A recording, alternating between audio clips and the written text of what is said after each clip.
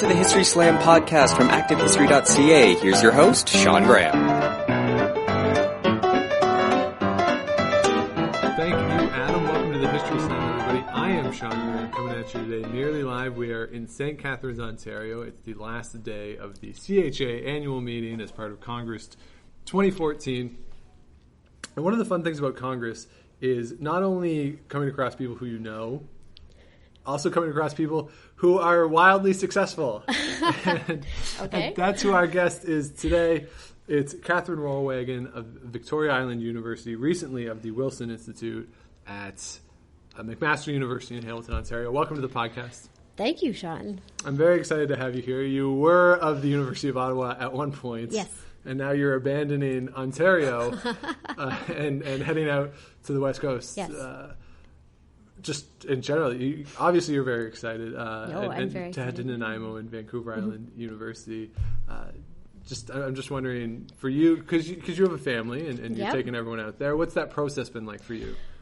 Well, there was a lot of decisions that had to be made. Obviously, when I put on my academic hat, it's very exciting. It's a great opportunity to be at an institution that is itself changing a lot, so I feel like I get a chance to grow with it and be in the history department out there with some really great scholars. John Hind and Cheryl Warsh especially. I'm very excited to do some research with her as well. And then you have to kind of take off your scholar hat and put on your family hat. And we've been in Ottawa for 9 years. Wow. And I have to say, when I first started my PhD, there was kind of an agreement that we would just be in Ottawa for a very short time. And then the plan was, we'll go back to Victoria, which was where I did my master's, and we'll live on the island and all that, which of course didn't happen, because when you live in a place and when you enjoy living in a place, as we have enjoyed living in Ottawa, it kind of imprints itself on you. So it's hard. It's really hard to leave Ottawa. And really, your family sort of grew up there. I mean, you had your two kids when you were in Ottawa, right? Both my children were born there, And now you're sort of pulling up stakes and going back. And I know you are at Mac. Yeah. You've been staying with your mom. Yes. Which has been nice. So you're also leaving family in that respect as well. So. Definitely, yeah. All my family is in the kind of greater Toronto area, except my sister in LA. But it's going to be a change in that respect as well, kind of taking my children away from their grandparents, which my parents are not entirely pleased with, although they're very happy that I've had this success. So yeah. And like you said, you were at Victoria, so I mean, you have a feel of the island already, and so I'm sure you still have people out there who you know and definitely contacts and stuff. So I'm sure you're excited to get back out there for that purpose as well. Yeah, and things that I definitely missed living in Ottawa, and there's lots of things I'm going to miss about Ottawa too, and about Ontario. I mean, I grew up in Milton, and the weather in the past few days has been so beautiful, and those warm Ontario summer evenings, though you don't really have those on the island. You have to wear a sweater. But the flip side is that you can play baseball in January and little things like that I'm really going to enjoy. So we're thrilled for you. The official position of this show is that we're very excited for you that you're heading out to Vancouver Island, and they're very lucky to have you. Now, I do also want to talk about your research, which is what we do on this show. Yeah. So your dissertation was The Market That Just Grew Up, was the title, and it focused on the advent of a teenage culture and consumerism through the 30s into the 50s. Yeah. And I find this really interesting because I don't have kids, but a lot of my friends now have started to have kids, and the notion of consumerism surrounding childhood is really interesting, because whenever they have kids, there's an expectation that I'm going to go buy something for the kid, which is fine, and I don't mind doing it, and I have sort of a standard thing that I buy all the time. Right. So I don't really have to think too much about it. But it's really interesting to me that this, and I don't know if it was always this way, but there's this expectation for children that things need to be purchased. Yeah. And so I'm just wondering, first of all, like, when you're talking about consumerism with respect to children, in terms of methodology, I mean, how do you really study this sort of thing? This is a great question, first of all.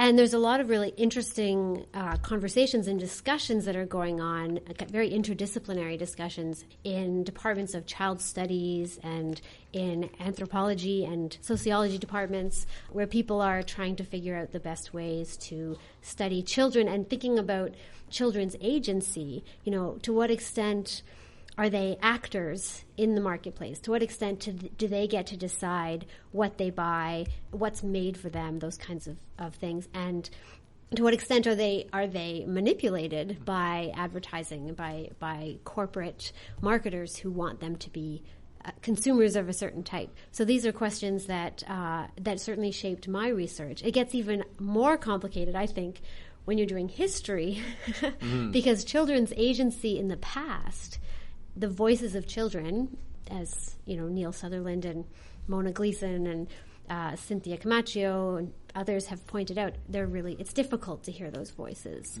Children's voices are most often mediated by adults. So in my own research, I get off the hook a little bit partly because teenagers are a bit older. So the question of their relationship to the market is a little bit less controversial, at least in the period I'm studying. At the same time, I find that interesting because then it kind of becomes, for teenagers, I think they're almost expected to start engaging with the market more. So this is a broader question that I'm interested in, but to what extent is engaging with the market part of growing up, part of maturing, right? So what I'm trying to say is, by looking at retailers and marketers and advertisers and their images of teenagers, I kind of get around having to think about too much about the teenagers themselves. So my dissertation is really about an idealized image of the teenager, and how that teenager was, what it meant to be that teenager meant being a consumer. Because one of the things that I do is when I'm teaching pop culture, which I very much enjoy doing, both in the American and the Canadian context, is I talk in I always start in the 1920s, and it's because they're always 20th century courses, and I start after the First World War. And one of the things that I always talk about is the advent of a teenage culture in terms of pop culture, and that these cultural institutions, particularly magazines, view teenagers as a market, and how this is new, at least in the publishing industry, in this time, and definitely sort of the film industry then follows suit, definitely, as it markets towards kids. And I'm curious about how that really speaks to our understanding of what teenagers were, because you know, you have this idea of 18th or 19th century that the teenager didn't really exist. Obviously, there were years when you were a teenage, but you weren't a teenager in the way we think of it now. Yes. So is that really a 20th century phenomenon? And is that switch to this culture, is that really sort of the focus of what you're trying to do? That switch to this culture is definitely the focus of what I'm trying to do. Am I right in identifying a tangible change in the 20s and 30s? There is a tangible change in the 20s and 30s. And I do think this is where the border might start to matter a little bit more, because I do think there's some work done in the American context that shows this happening a bit earlier. And what's interesting is that, I mean, in the States, happening in the 1920s and then kind of filtering up into Canada potentially. Right. But what's interesting is that the tie, or the relationship between what's happening by cultural producers like magazines, and then social and economic changes that are happening that are also part of that story of why the teenage years come to take on a different kind of meaning than they would have in the late 19th century. There were more working kids in industrializing Canada in the late 19th century than there were before, and then that starts to decline again in the 1920s. So for me, one of the reasons why people in their teens start to become more interesting or more ripe for the picking, perhaps, to retailers and to advertisers is because they start going to school in greater numbers. Right. So they kind of become a captive audience in a sense. And I mean, Mary Louise Adams has said this about when she's looking at heteronormativity after the Second World War, but the high school becomes a laboratory for experts who want to study teenagers. And I think in some of the same ways, it becomes a place where advertisers and marketers can talk to kids. Yeah. You mentioned this earlier, this notion of finding the voice, though, and the concept of the stylized teenager. And what is there a fear then of appropriating their voices and viewing them exclusively through the lens of the advertisers? Because obviously there's a clear purpose for why the advertisers are doing what they're doing, and perhaps it's not an accurate reflection necessarily of the teenager. Oh, definitely, yeah. So how do you sort of find that balance between not necessarily appropriating the teenage voice through this specific medium? Well, I think I have kind of two ways to answer that, I guess. And one is that I talk a lot about, well, if this was their target audience, let's look at who teenagers were in Canada at this time. And, of course, the image of the teenager that the retailer is portraying in Eaton's catalogs, in Eaton's promotions, in magazines like the Canadian Home Journal, is exclusively white and most often of kind of Northern European extraction, and is often very middle class, although it's a bit more difficult to distinguish. And those teenage consumers who are pictured are also often women, so there's a gendered aspect to this as well. But I'm also, I want to use this idealized image to kind of critique marketing practices in a way, or to not critique so much as reveal the way that retailers were kind of contributing to the emerging notion after the Second World War that the teenage years were a distinct period of life. So, there's a discussion going on among child psychologists and educators trying to decide what is it that happens during the teenage years that's important. And retailers are also saying that, because of what teenagers go through in their teenage years, they have to be spoken to in different ways. They have to be attracted to products in different ways. Right. And we have to make products especially for them. And how much, though, would that be spurned by the 30s and the Depression, where advertisers and companies are looking for any revenue stream that they can get, given the sort of worldwide collapse of the economic system to a certain extent? I mean, because there are other campaigns that I've seen where people are just trying to market in ways that are different, like the women's home improvement plan was one that I've come across because they advertise by saying, don't buy radios. Buy home appliances.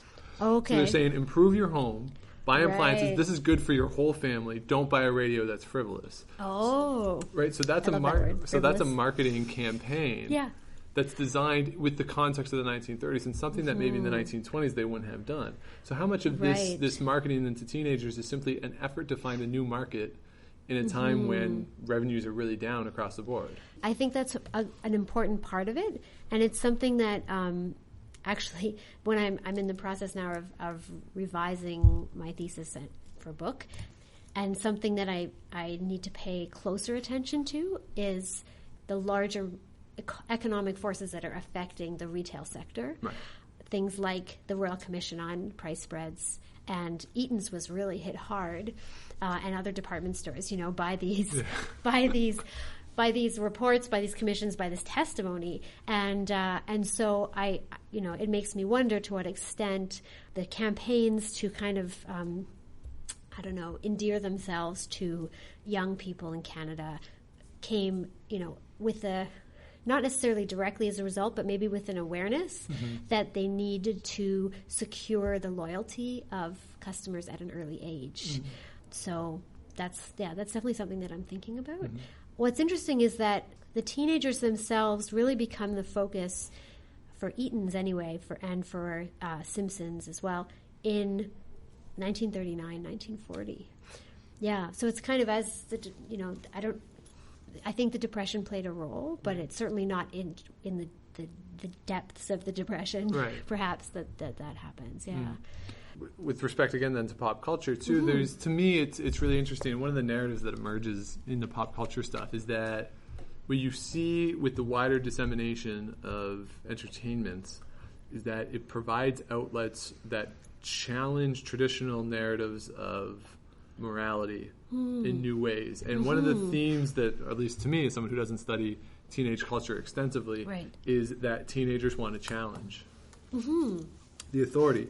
And, in the 20s, you have people like Mae West who are openly doing this. And they now, whereas before that's localized to a certain extent, now with something like radio and film, it really it expands its reach. And maybe then these kids who always had these inclinations now have an outlet for it in a different way, and it's a way to crystallize then this community. And so I'm just I find it curious, like that cultural aspect.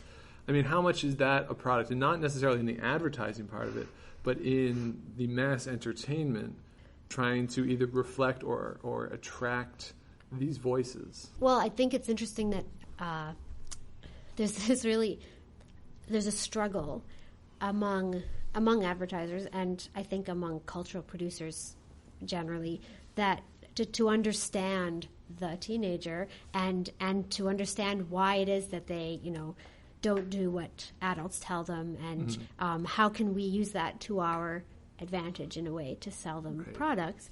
And this sense of rebellion, I guess, filters down into the way that, if you tell a teenager that this is what they should buy, then they're probably not going to buy it. Right. So they try to kind of use those aspects of what was understood as child development or psychology, I guess, to their advantage. And then this is another thing that I find really fascinating, is the whole visual culture aspect of it. Because I think the image of the teenager, just like the image of the flapper, becomes a sign, that almost anyone with the right, with particular goods, which is particular clothing or makeup, can, to a certain extent, adopt.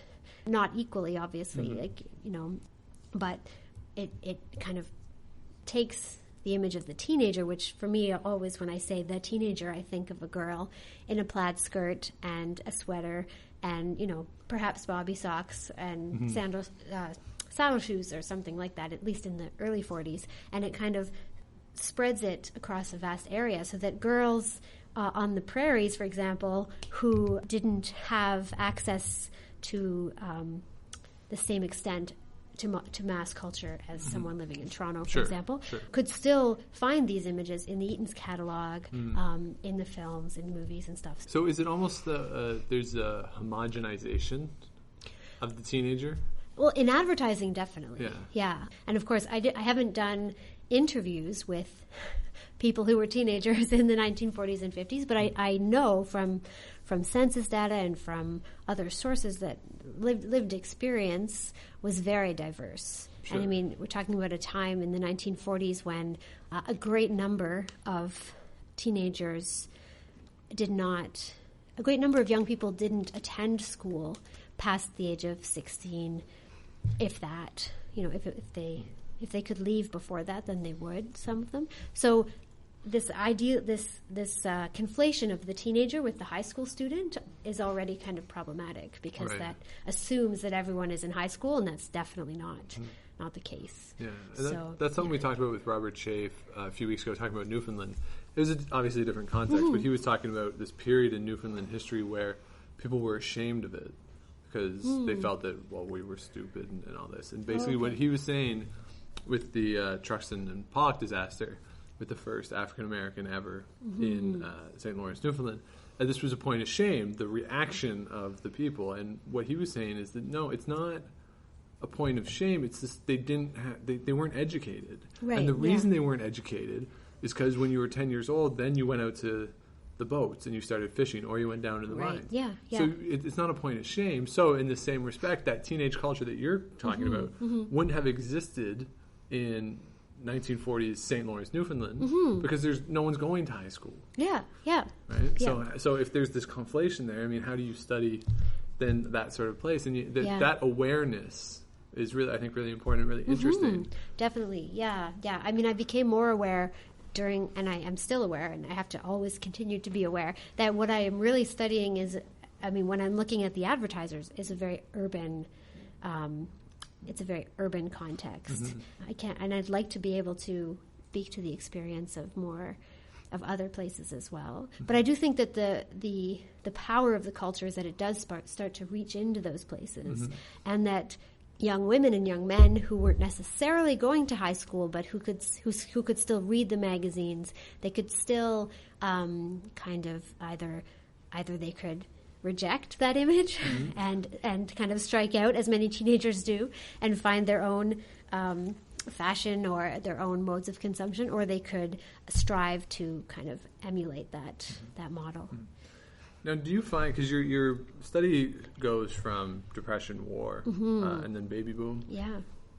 Do you find that there's a trend through the war where these things are somewhat minimized and there's more of focus on conformity? I find, a lot of my research focused on Eaton's specifically.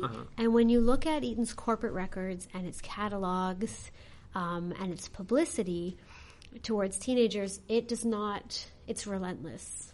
Okay. War or no war, it changes, it's channeled, so that in the same way that a lot of patriotic advertising focuses on their duty to the country, the fact that they could go and work on the farms, and that would be doing a service, they should consider joining the agricultural service or whatever, those kinds of things. There's a lot of kind of asking teenagers who are working in the stores to volunteer time, money for the Red Cross, charity donations, those kinds of things. But in terms of spending money, there's certainly no direct appeals to teenagers to stop spending on clothing, records, accessories, anything like that. It's relentless. But was that image sort of refined into a maybe nationalistic image? Like, are they trying to sell more khakis, for example? Well, it's interesting, actually. Throughout the Eaton's catalog, when the war begins, you see this change, not just in teenagers' clothing, and this would make an interesting paper, maybe. For anyone who's doing the history of fashion, I have a database of about 1,000 entries from Eaton's catalogs, and I'm happy to share it. But they start changing the names of the colors to sailor blue, military red. That's interesting. It's just little kind of rhetorical shifts that are emphasizing their position. Of course, Eaton's, got right behind the war effort. Sure. And so that's interesting. And then they also, suits, of course, because of rations and regulations, eventually suits become a lot more kind of tailored and slimmed down and not as no more double-breasted suits. That kind of thing. But it affects all clothing kind of equally. You also see, in magazines and such during the war, young people and more parents, actually, more mothers, I should say, than children, mothers being asked to reuse things, to cut down their own coats, to make their children's coats, those kinds of things. But those are not sacrifices that teenagers are necessarily being asked to make specifically. There's no different appeal to them. Right. So that's in the advertisements, right? There's no appeal. No, not in the ads or in the program that Eaton's ran for high school students. Right. Yeah. Because I wonder, like, one of the things I didn't show this to my class this year because it was just too long, but I showed a different propaganda war bond thing that was Disney. So Disney would obviously target to a younger audience. Oh, was it the Donald Duck one? Yeah. Where his eyes turn into swastikas, or where there are dollar signs that morph into swastikas. Yes. I love that. Yeah. So if you've never seen it, you can Google Donald Duck war bonds, and it comes up on YouTube. And the basic point is that if you spend money, you're supporting the Nazis, and if you save your money and put it into savings bonds or war bonds, you're helping the Allied cause. That's the basic point of this. And so to me, that's the sort of thing that then is going to counter the images that Eaton's and such is putting forward, right? Yes. So there's a conflict there at some point, and sort of understanding then how teenagers respond to that would be fascinating. Yeah, it would be the next step, right? Yes, I think so, definitely. And I think Graham Broad's book, A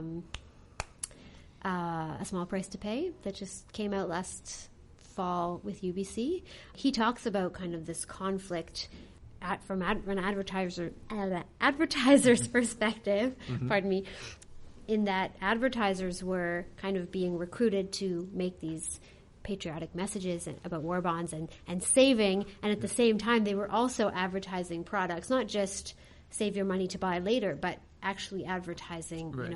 This pen will help you write to your husband overseas, right. or, this watch is the perfect gift for soldiers. So right. there was this contradiction Sure. during the war, and it would be great to figure out or to know more about what teenagers, how they experience that.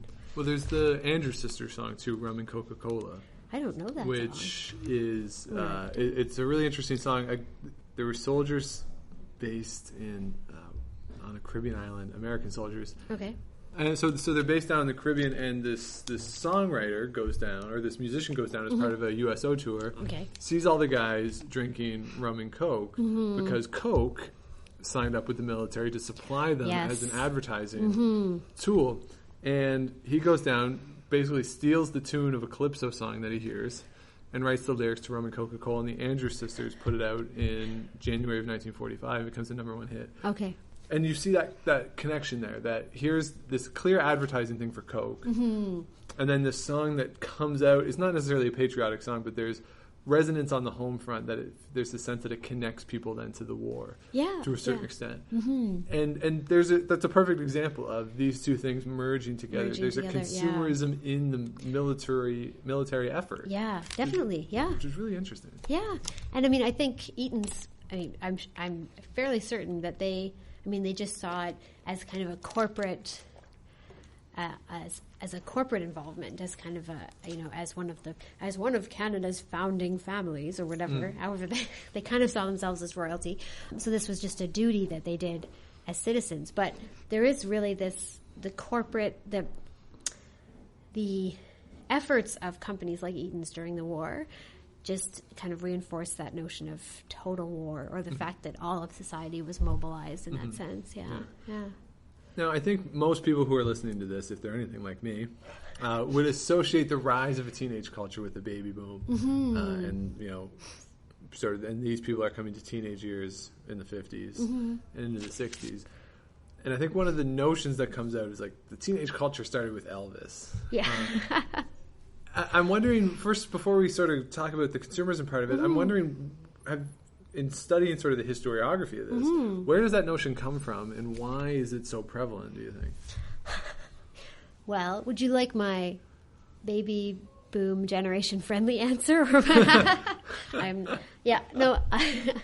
Sometimes I put on my sometimes I put on my Generation X hat and get all anti-baby boom. I think part of it comes from this kind of the size argument. The fact that, we talk about the snake that swallowed the elephant, or the snake that swallowed the rabbit. No, it's the snake that swallowed the pig.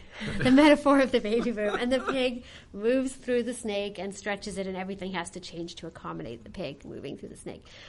So to a certain extent, because the baby boom was so big, and because everything was just that much more, there were that many more teenagers. So I think part of the idea that teenage culture starts with Elvis is just because of the massness of it. The fact that Elvis was extremely popular, and of course there's also the advent of television. Yes. That kind of, so not only are there more teenagers participating in popular culture, creating culture, and also participating in consumer culture, there's also more dissemination of that culture, so that more people are aware of this teenager, and whether they think it's a good thing or a bad thing is, But so I think that's kind of where it started, and perhaps some people of the baby boom generation helped to perpetuate it, because there's some work out there that looks at, or that supposes that the baby boom generation is kind of the most important generation in that sense. So, of course, they invented teenage culture. Of course they did. Sure. But in a pure numbers way to look at it, it makes sense that with this with the baby boomers that people would start to market to them. Yeah, definitely. I mean, that's just economic sense. That Right. There's this huge demographic of people who Supply are... and demand. Yeah. Yeah. Right? That's 101 right Yeah, there. yeah. But is there any other noticeable change in the post-war period of how people are trying to market to these kids? Is there, again, this notion, I think, baby boomers sort of have the idea of sort of starting the the counterculture and that. Yeah. Does that sort of stuff come through in the advertising? Not in this period. Well, I should clarify. The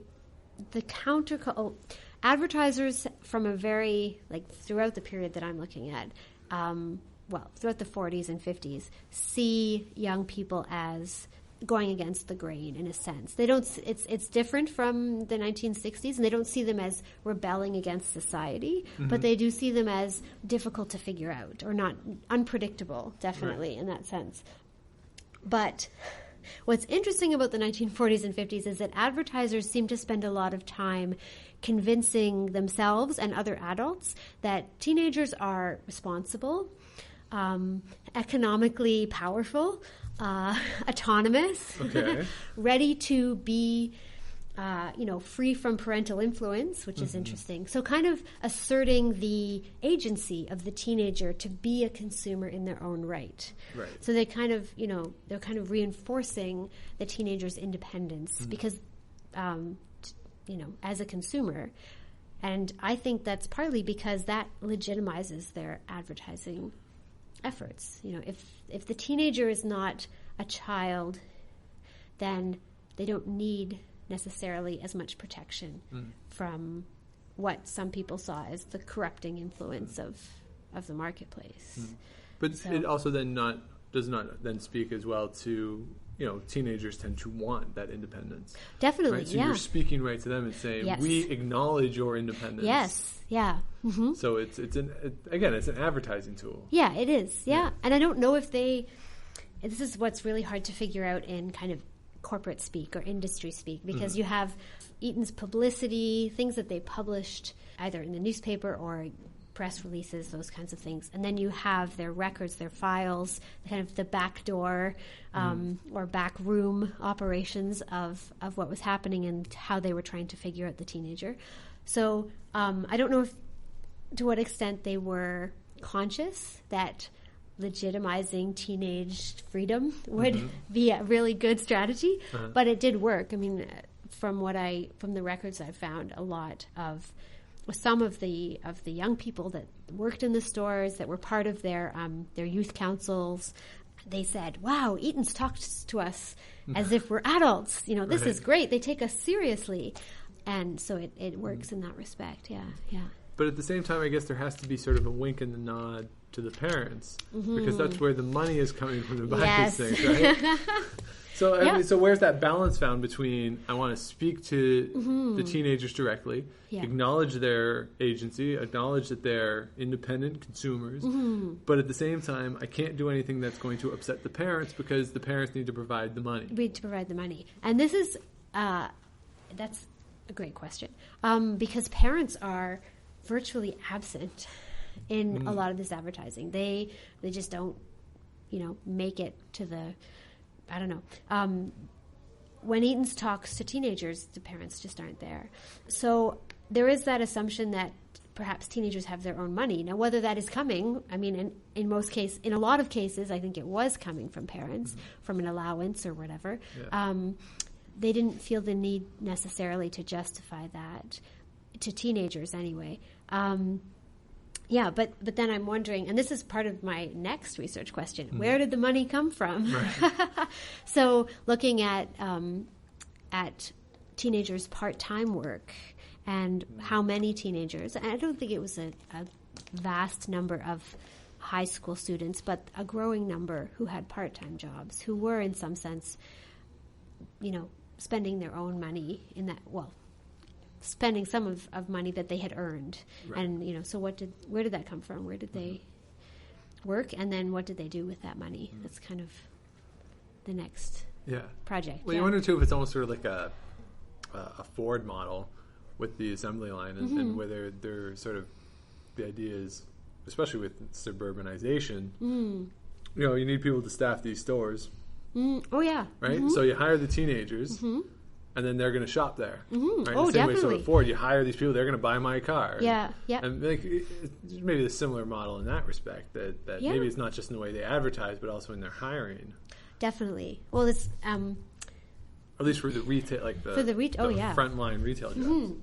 Donitza Belize, she's done some really great work looking at how people who worked at Eaton's were kind of commodified by Eaton's. Their bodies became, they represented the company, so they had to be healthy and certain standards of beauty and cleanliness, and they were also considered potential consumers. Yeah. But when you look at teenagers, what's interesting is that when Eaton's started these youth councils, where they basically recruited high school students to come to the schools, to come to the store every Saturday and have these little kind of focus group, quasi-educational, learning about the retail world kind of meetings. They often recruited floor employees out of those pools of teenagers. So it was, in addition to being a valuable source of information about teenage trends and what teenagers were doing, it was also a way to get into the high schools, and it was also a ready pool of labor and young people who already had, because of this program, a knowledge of the company, and who were probably, many of them, interested in working. That economic element is really interesting. I'm not going to name anything specifically, but you see charitable things that various companies do now, that you'd like to believe that they're doing it because they really believe in that charity, but then they have 6-week advertising campaigns talking about the charitable work. Right? And I realize that there's a difference between hiring people to shop at your store and having a charity as a advertising campaign, but to a certain extent there's an economic underline to all this. Everything they do, right? It's all about maintaining your profits. Oh, yeah, definitely. And I think it's also, the employees, the teenagers could become employees. You want them to be consumers as well. But and you'll make money from them if they become consumers. But you also, if you've already trained them essentially for free because they're participating in this program, then you also, as a company, I guess, you've saved a little bit of time and effort in that regard. So that's definitely. So the study stopped sort of with the end of the 1950s, right? Is that what motivated that break in the study? I wanted to stop before the baby boomers reached the age of 13. Okay. So if you assume that the baby boom began, 1946 roughly, then it's really kind of 1960 or thereabouts that this cohort starts to reach teenagehood, essentially. So because there has been more attention to teenagers in the 60s, to young people in the 60s, I would argue actually there's a lot more work to be done on high school students in the 60s, in their activism and their lives. But we tend to conflate youth, teenagers in the 60s, political activism, rebellion and such. But I wanted to stop before the 60s. Because most of that stuff in the 60s, a lot of that stuff happens on college campuses. Yeah, exactly. Right? Yeah, it's and there. I think. I've heard whispers, and there's probably some scholarship out there that I should know about about the types of democratic actions that were happening on high school campuses, because I'm sure a lot of these ideas about more student involvement in curriculum and more student power in the schools, I'm sure they trickle down to high schools. I've heard anecdotal accounts. But so I really want to stop talking about the teenager as a consumer in 1960, because that's when marketers really start to, they publish, big tables talking about the economic value of this cohort. They're doing that in 1957. Actually, the title of my thesis, The Market That Just Grew Up, is from a Maclean's article in 1957, where they talk about how retailers have just discovered this the great potential of teenagers, and it's 1957. Well, really, it was 15 years before really that they started doing this. So that was kind of the point I wanted to make. Yeah. Now, in general, I had a student come up to me last week as I teach this popular culture in Canada course. A popular course. Yes, although it was full before they announced the theme, so I don't know. Okay. Limited options in the summer, so it was full, and then they said it's popular culture, and enough people stayed. But he came up and said, I want to do consumerism as my term paper. And I said, okay, that's fine. And he said, where do I start? And I said, I don't know, because it seems to me that it's such a hard thing to do. Because like when I think Jello on a wall, yeah, because I think of consumerism, I think of purchasing. Okay, yeah, right? Yeah. But you're looking at consumerism through the advertising, not so much as the actual purchasing. Right. And so I'm wondering exactly what is consumerism as a study, in part, so I know what to tell this guy, but is consumerism just about the economics of it, or is there other purposes? Because even in the pop culture context, consumerism is the consumption, right? So I might not be paying for the TV show, but you're watching. But I'm consuming it. So that's an aspect of consumerism, right? Yeah, yeah. So there's not necessarily an economic transaction there in that I'm paying for it. There's an economic transaction in that I'm watching the advertisements, right? Yeah. But there's nothing that I'm shelling out for it. So so I'm just curious if you could help explain help. Sort of this thing that doesn't sort of jive in my mind, right, as to what the study of consumerism actually is. Right. Well, Sean student, I'd like to say no. No, it's a really interesting question. And this past year at McMaster, I was privileged to teach 2 fourth-year seminars, actually, one in the fall and one in the winter, on it was a history of modern Canada seminar, but I taught it as a history of consumer culture in Canada, in mostly 20th century Canada. And one of the first things we do the first day is a reconnaissance of terms. So what is a consumer? What is consumption? What is consumerism? What is consumer culture? Right. What is a commodity? All these C words that are that are often used interchangeably. Yeah. And there's been some good some discussion among those who study consumer culture or consumption. They take on different titles about these terms and how they're used by people like Frank Trentman. He's at the University College London or something. Anyway, and Denitza Blees, again, she often, a lot of her articles begin with a very clear definition of terms, which I always find really, really useful. And it's one of the reasons why I get my students to read her stuff. But I think because my students, I asked them to write essays, they had to pick a consumer good. So for me, the research had to resolve around a particular material good, and then the history of how that good was either advertised or consumed by consumers, how they bought it, why they bought it, those kinds of things. So I think consumption is almost an approach to a particular, in my opinion, it's often best to approach it as an entree into a particular material item that you're interested in. So if you're interested in television content and who consumes it, see, I don't know if I would put that in the realm of kind of consumer culture. Okay. Well, no, not consumer culture, maybe, but consumer history or this is interesting. Well, because there's a clear difference between an economic transaction and a non, and a non-one, But even like Sydney Mints and Sweetness and Power, right? That's about commodification. Yes, yeah. And as opposed to, say, giving consumerism, something value. Yeah, right? There's a difference between those two things, I would think. But then could you not argue at the same time then that, I'll go back to the television, that television and the programs were commodified? In a way, yeah. You could. The televisions as certainly the device itself, for sure. Yeah, definitely. But the content, it becomes commodified as well because it has a value that doesn't come from necessarily the content itself. It comes from the society that is consuming it, in a sense. Should consumer culture only be about economic transactions at the point of purchase? I certainly don't think so. Sure. Because, I mean, economics, even in the making of television content, economics is a huge factor. Right. And I mean, look at the CBC.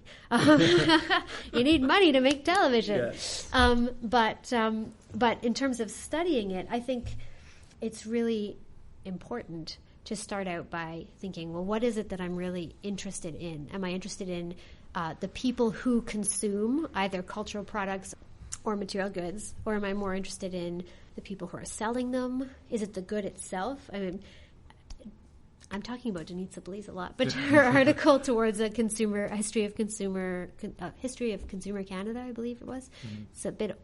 I think it's from 2003. She talks about how one way of approaching consumer culture and the history of consumption is to take one particular material item and follow it through the process. Production, packaging, right. Retailing, the point of purchase, and then the use of the good. Those are all kinds of different perspectives on one thing. Right. You know? So anyway, yeah, I don't know if that'll help your student, but this is the other thing. Consumerism can also be taken as a critique of consumer culture, right? Which is a whole other. I mean, you can talk about consumer activism and people who have tried to, embrace a counterculture that is not based on the same types of consumer values. So that's often what consumerism means to historians of consumer culture. Yeah, it's really a broad area. It is very, very broad and slippery. Yeah. So. It's really interesting. I find it fascinating. Oh, okay, I'm glad. I really do. And especially in the context of trying to teach it. Mm-hmm. One of the things that is, for me at least, is like these big complex ideas. They're so hard to distill into a lecture that is accessible. Yes.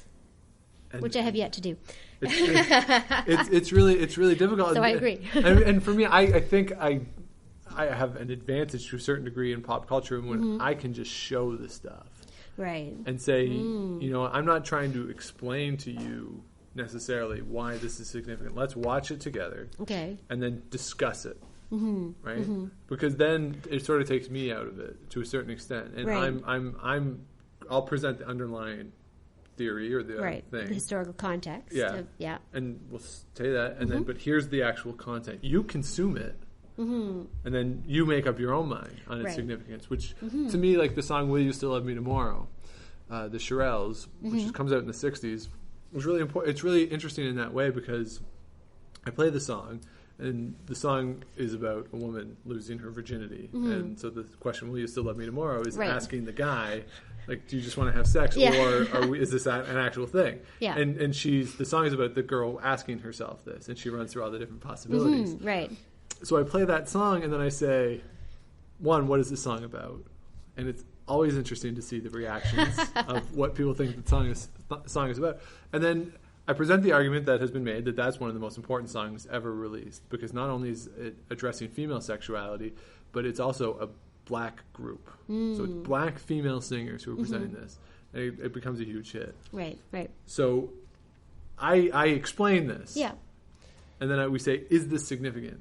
Right. After they've consumed it. And the reactions are always so different between what is significant. So in studying then consumer culture, there's that individual aspect of it as well, because each person is going to experience it differently. Exactly. And when you buy, in trying to look historically at why people purchased certain things, it becomes very difficult. Sure. Without even oral history. And I haven't done, I did oral history interviews in my master's work, but I didn't do any for my PhD, and partly because too much paperwork. Well, that's partly because it's too much paperwork. Oh, and finding interview subjects. I mean, who is your target group? Well, it's anyone who was a teenager, and it's a big group. Yeah. But more importantly, I think consumption, especially. You'd have to be very interested in specific items of significance to them. So what do they remember, about what they purchased when they were a teenager? And I think that is an interesting question, and I think it's one that I'd like to explore more. But in trying to figure out this kind of cohesive, this present or an attempt to create a market segment, which is very much an industry activity. You know, the individual recollections of people about things they might not even remember, because often consumption is very mundane. Sure. Like, it's just something we do. Like, you know, so how much of that are they going to remember is a question. Yeah. And especially with clothing.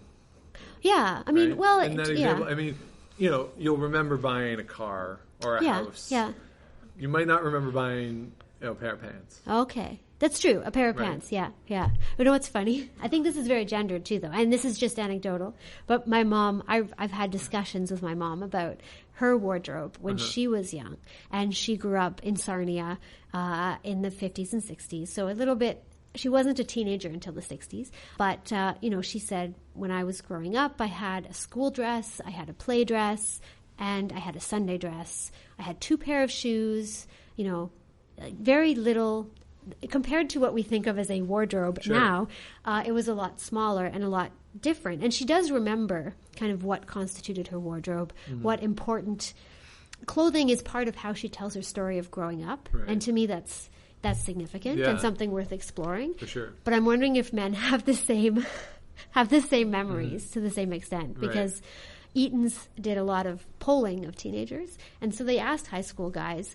There's this really funny survey where they asked all of these junior executives, as they called their teenage men focus groups. These are the junior executives. There's a whole other thing we could go into there, but they asked them, what do you wear to school?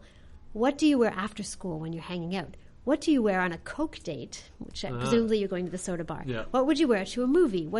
There's a dozen different situations where they want to know what boys are wearing. And invariably the answer is, well, it varies a little bit, but mostly it's a sweater and pants. You know, like sweater and pants. Oh, if I was going out to a dance, okay, I'd wear a suit. But it's, you know, like, what are they expecting to get?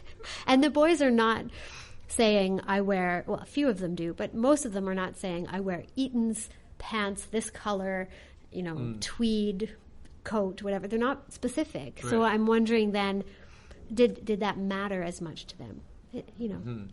It's not a question that I can really answer, but it's an interesting dynamic. They're, you know, they really want to know what they wore, and the boys are like, well, it's whatever. I don't know, just pants and a sweater. Very stereotypical male. Well, yeah, and I don't want to assume that, but it could be interesting to do that kind of work and figure out the gendered meanings of clothing. Yeah. So it seems like then you have a lot of next steps and a lot of. Well, I don't mean that in a negative way. I mean, there's a lot of really good questions that sort of boil out of this that moving forward you get to explore. Yes. Yeah, and you get to do that at Vancouver Island University. I do. Which is very exciting. Yes, I'm happy about that. So good, and we're all very happy for you. And the University of Ottawa is always exciting when people are successful. It gives hope to the rest of us. So, Katharine Rollwagen, thank you so much for doing this. Thank you, Sean. If you have any questions, comments for the podcast, it's historyslam@gmail.com. Twitter is @Dr. Shawnee Fever. And if you're out and you see Enrico Palazzo, please say hi for me.